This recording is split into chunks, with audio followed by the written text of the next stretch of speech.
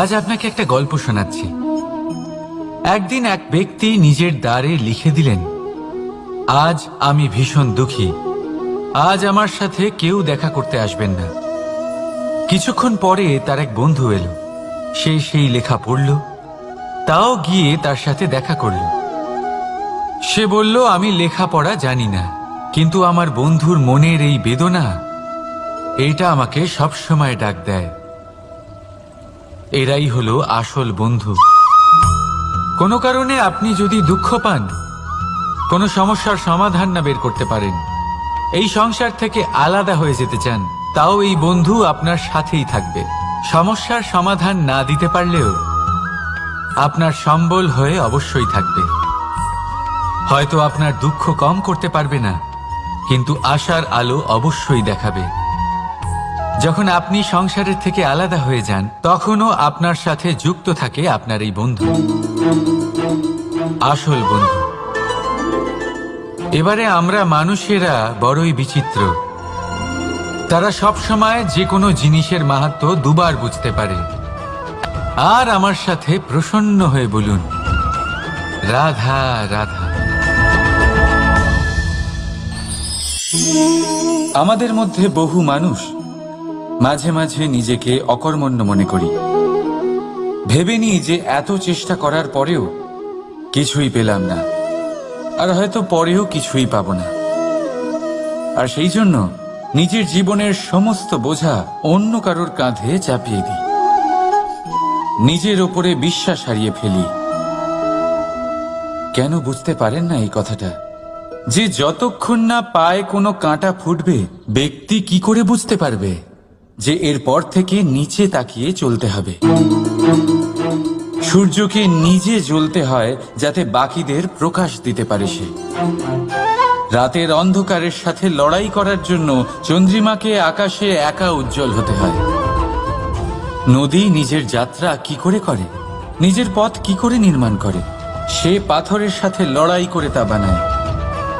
যদি স্বয়ং আপনি নিজের সাহায্য করতে অক্ষম হন, তাহলে নিশ্চিতভাবে আপনার এই জীবন ব্যর্থ হয়ে যাবে। তাই মনে রাখবেন, এই সংসারে নিজের জীবনের ভার নিজের কাঁধেই বহন করতে হয়। অন্যের কাঁধের ওপর শুধুমাত্র পরলোক যাত্রা হয়। সেই জন্য এই সংসারে জীবিত সেই যে আত্মনির্ভর।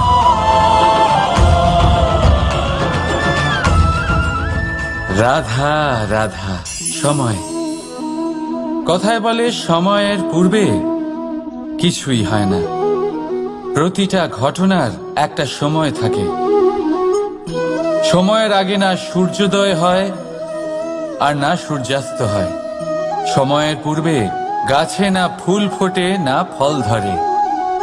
কিন্তু একটা কথা ভেবে দেখুন, যদি বর্ষা আসার আগে কৃষক ভূমিকে না প্রস্তুত করে, বীজ রোপণ না করে, তাহলে কি ফসল ফলবে?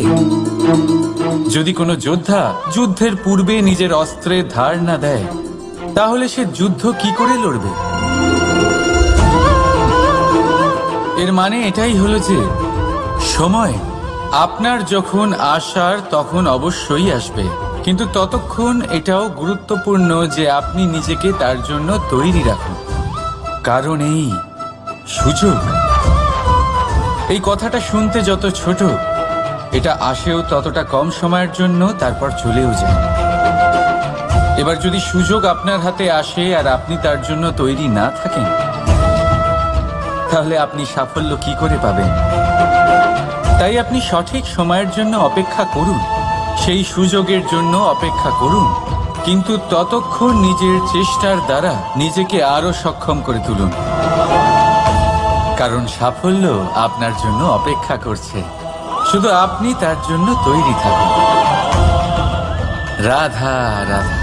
সংসারে সকলে উঁচুতে উঠতে চায়, কেউ নত হতে চায় না। সবাই এটা মনে করে যে নত হওয়ার অর্থ হলো তাদের আত্মসম্মান এবং অহংবোধের বিরুদ্ধাচরণ করা। তাদের মনে হয় যে যদি আমরা নত হই, সংসার আমাদের দুর্বল মনে করবে, তাদের শৌর্য এবং তাদের ব্যক্তিত্বের অপমান হবে।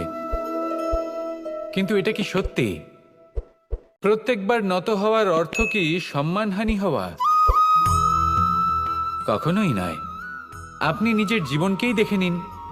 আপনার কোনো অমূল্য জিনিস যদি নিচে পড়ে যায় তাহলে তাকে কিভাবে তোলেন? সেই বস্তুকে তোলার জন্য আপনাকে নত হতেই হবে। আপনি বড়দের আশীর্বাদ কিভাবে লাভ করেন? আপনি নত হয়ে তবেই তাদের আশীর্বাদ লাভ করতে পারেন, তাই না? ভেবে দেখুন, আপনি একটা পথে হাঁটছেন। আপনি দেখতে চাইছেন যে আপনি সঠিক পথে হাঁটছেন কিনা, পায়ের নিচে কাঁটা পড়ে আছে কিনা। কিভাবে দেখবেন? আপনাকে সেই মাথা নত করেই দেখতে হবে। এর অর্থ কি? অর্থ খুব সহজ। প্রত্যেকবার নত হওয়া অনুচিত নয়, সেটা কোনোভাবেই সম্মানহানি নয়। পরিস্থিতি অনুসারে এবং যেখানে প্রয়োজন আপনি নত হতে শিখে গেলে আপনি অনেক কিছুই লাভ করতে পারবেন। জ্ঞান, মান, গুণ, বিশ্বাস। সেই জন্য প্রয়োজন এবং পরিস্থিতি অনুসারে নত হতে শিখুন। এতে অনুচিত কিছুই নেই। আত্মসম্মান থাকা অত্যন্ত প্রয়োজনীয়, কিন্তু তা যেন কখনো অহংকারে পরিণত না হয়। এই বিষয়ে অবশ্যই নজর রাখবেন এবং আমার সাথে ভালোবেসে বলবেন, রাধা রাধা। বিন্দু বিন্দু জলেই সাগর নির্মাণ হয়। এবার এই কথা আমরা সকলে জানি। আপনি কি এই কথাটা জানেন যে ছোট ছোট সুখের দ্বারাই বড় সুখ লাভ করা যায়? একজন বাবাকে দেখুন, সন্তানের জন্ম থেকে তার যুবক হওয়া পর্যন্ত তার সাথে ছোট ছোট সুখ যাপন করেন। এই ছোট ছোট সুখগুলি তাদের প্রেমের সম্পর্কে গভীরতা নিয়ে আসে এবং প্রেমের এই গভীরতা তাদের জীবনে বড় সুখ নিয়ে আসে। এটা ঠিক সেই রকম যেরকম বিশাল এক সমুদ্রে, গভীর এক সমুদ্রে অমূল্য রত্ন খুঁজে পাওয়া যায়। এটাও ঠিক সেই রকমই। সেই জন্য জীবনে বড় বড় সুখের খোঁজ করতে গিয়ে সময় নষ্ট করবেন না। এই যে ছোট ছোট সুখ আছে, এগুলোকে যাপন করা শুরু করুন। এগুলোর আনন্দ লাভ করুন। এগুলো নিয়ে উৎসব পালন করুন। প্রেমের গভীরতা বুঝুন আর এই গভীর প্রেমে মন নিমজ্জিত করুন। তারপরে দেখুন, এই মন আর এই জীবন সুপ্রসন্ন হয়ে বলবে, রাধা রাধা। এই সংসারে যখন সাফল্যের পথে আপনি অগ্রসর হবেন, তখন আপনার পরিশ্রম, একাগ্রতা, সাহসের সাথে সাথে সমাজের মানসিকতাও সহ্য করতে হবে। প্রত্যেক ব্যক্তি কিছু না কিছু ভাবেন, কিছু না কিছু বলেন। কিছু মানুষ এমন আছেন যারা ভাববেন যে আপনি কিছুই করতে পারবেন না। তারা আপনার নিন্দা করবেন, আর এই নিন্দার কথা ভেবেই আমরা ভয়ভীত হয়ে পড়ি। সেই কারণে নিজেদের আশা, নিজেদের বিশ্বাস হারিয়ে ফেলি। এবার যদি সেই নিন্দার ভয়ে আমরা লক্ষ্যচ্যুত হই, তাহলে সেটা অনুচিত। সেই জন্য জীবনে শুধু পরিশ্রম করতে থাকুন, সামনে এগোতে থাকুন। যেই দিন আপনি আপনার লক্ষ্য লাভ করবেন, সেই প্রত্যেক ব্যক্তি যারা নিন্দা করছিলেন তাদের দৃষ্টি আপনা থেকেই পাল্টে যাবে, ঠিক কিনা? এই সংসারকে যা প্রাণ চায় তাই বলতে দিন। যদি আপনি কারোর কথা শুনতে চান, তাহলে নিজের অন্তরের কথা শুনুন। সেটাই আপনাকে উচিত পথে নিয়ে যাবে। সামনে অগ্রসর হতে থাকুন, পরিশ্রম করুন। এমন একটা দিন আসবে যেদিন এই নিন্দুক ব্যক্তিরা আপনার লক্ষ্য প্রাপ্তির উদাহরণ সবাইকে দেবে। আসুন আমার সাথে ভালোবেসে বলুন, রাধা রাধা। আমরা জীবনে চলতে চাই, সামনে এগোতে চাই, কিন্তু কখনো কখনো এমন হয় যে আমরা আমাদের লক্ষ্য দেখতেই পাই না। আমরা চিন্তিত হয়ে পড়ি, ব্যতীত হয়ে পড়ি, আমরা কিছু বুঝতেই পারি না। এই মন অশান্ত হয়ে যায়।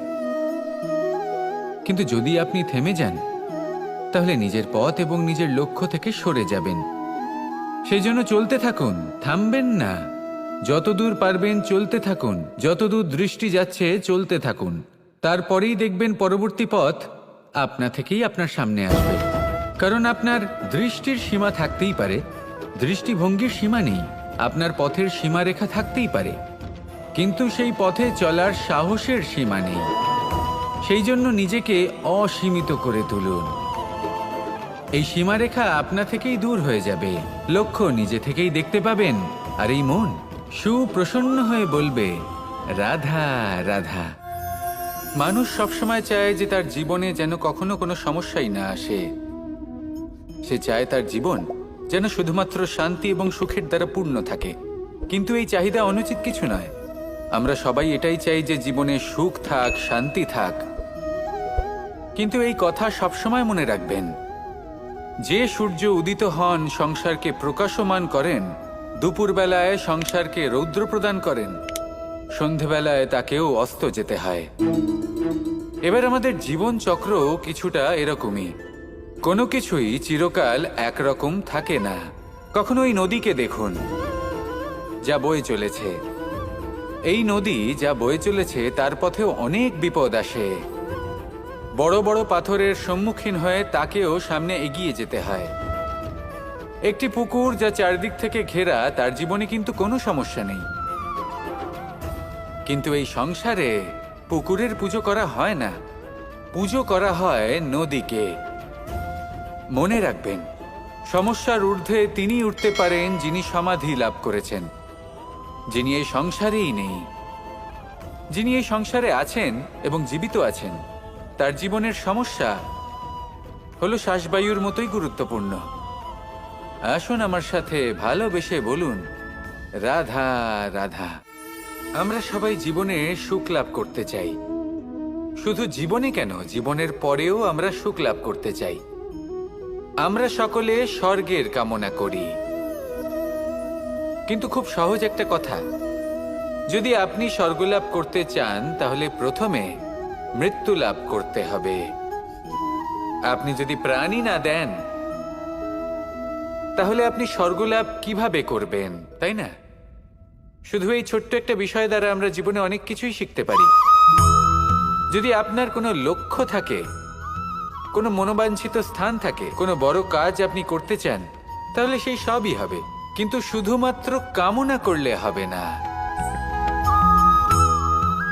আপনাকে কর্ম করতে হবে, নিরন্তর প্রয়াস, পরিশ্রম, পথ খুঁজতে হবে, সামনে অগ্রসর হতে হবে। কখনো অসফল হলে তার কারণ খুঁজতে হবে, বিপদের সম্মুখীন হতে হবে, অন্তর থেকে নিজের শক্তি বাড়িয়ে তুলতে হবে। তবেই আপনি নিজের লক্ষ্য লাভ করতে পারবেন, মনোবাঞ্ছিত স্থান পাবেন। মহান নদী গঙ্গা একটি বিন্দু দ্বারা শুরু হয়, ধীরে ধীরে অগ্রসর হয়। কোনো পাথরে ধাক্কা খেলেও সে থামে না, বরং এগোতেই থাকে। তারপরেই সে মহান নদী গঙ্গা হয়ে উঠতে পারে। পরিশ্রম করুন, লক্ষ্য লাভ করুন, আর আমার সাথে ভালোবেসে বলুন, রাধা রাধা। এই সংসারে জয়লাভ করার জন্য, সাফল্য লাভের জন্য শক্তি, ধৈর্য, সাহস, মিত্রদের সঙ্গ, এই সব ছাড়া আর কি আছে যা অত্যন্ত প্রয়োজনীয়? বিশ্বাস। সত্যি কথা বলতে এই বিশ্বাস অত্যন্ত অমূল্য। কিন্তু এটা দুদিক খোলা তলোয়ারের মতো। এটা আপনাকে বলশালীও করে তুলতে পারে, শক্তিশালীও করে তুলতে পারে, আবার দুর্বলও করে তুলতে পারে। কিভাবে? যদি আপনি শুধুমাত্র অন্যের উপরে বিশ্বাস করেন যে ওনারা সবাই আমাকে সামলে নেবেন, আপনার বিশ্বাস শুধুমাত্র অন্যের ওপর, আর সেই বিশ্বাসের ভিত্তিতে আপনি কর্ম করেন, তাহলে আপনি দুর্বলই হয়ে উঠবেন। কিন্তু এই বিশ্বাস যদি আপনি নিজের ওপর রাখেন যে যাই হয়ে যাক না কেন, আমি নিজেকে ঠিক সামলে নেব, আমি আমার পথ বানিয়ে নেব, সব বিপদের সম্মুখীন আমি নিজে হব এবং জীবনে সামনে এগোতে থাকব, তাহলে এই বিশ্বাস আপনাকে বলশালী করবে। এবার সিদ্ধান্ত আপনার যে আপনি কি চান। এই বিশ্বাস আপনাকে বলশালী করবে নাকি দুর্বল, ভেবে দেখুন, আর আমার সাথে ভালোবেসে বলুন, রাধা রাধা। কথায় আছে যে স্বপ্ন এবং লক্ষ্য হলো একটি মুদ্রারই দুটি দিক। যতক্ষণ না স্বপ্ন দেখছেন ততক্ষণ বুঝবেন কি করে আপনার লক্ষ্য কি? স্বপ্ন দেখে যদি নিজের লক্ষ্য বুঝতে পারেন, সেটা পেতে চান, তবেই সেটা লাভ করতে পারবেন। কিন্তু স্বপ্ন এবং লক্ষ্য এই দুইয়ের মধ্যে একটা ভারসাম্য রয়েছে যেটা বজায় রাখা প্রয়োজনীয়। একে আমরা বলে থাকি পরিশ্রম। দেখুন, যদি আপনি স্বপ্ন দেখতে চান তাহলে পরিশ্রম ত্যাগ করে নিদ্রা লাভ প্রয়োজন। কিন্তু যদি আপনি লক্ষ্য লাভ করতে চান তাহলে আপনাকে নিদ্রা ত্যাগ করে পরিশ্রম করতে হবে।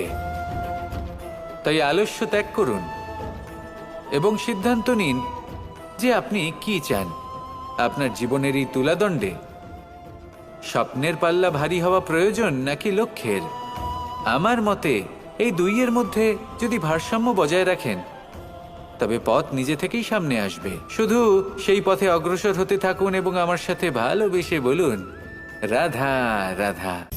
বস্ত্র আমাদের সকলের প্রিয়, এটা আমাদের জীবনযাপনের জন্য প্রয়োজনীয়।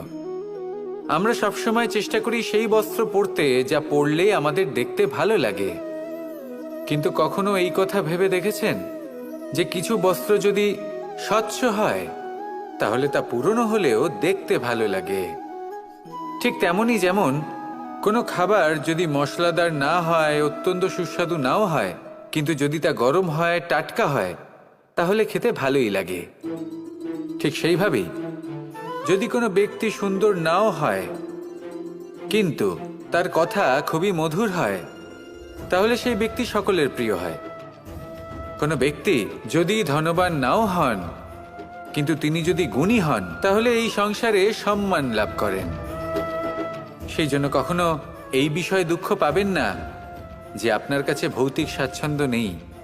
আপনার কাছে সবথেকে বড় বস্তু, সবথেকে মূল্যবান বস্তু যেটা আছে সেটা হলো আপনার আত্মা। আমাদের ভিডিওগুলি যদি আপনাদের ভালো লেগে থাকে তাহলে লাইক, কমেন্ট, শেয়ার করতে ভুলবেন না এবং আরও নতুন নতুন ভিডিও পেতে চ্যানেলটি সাবস্ক্রাইব করে পাশে থাকা বেল আইকনটি অন করে রাখুন। ধন্যবাদ।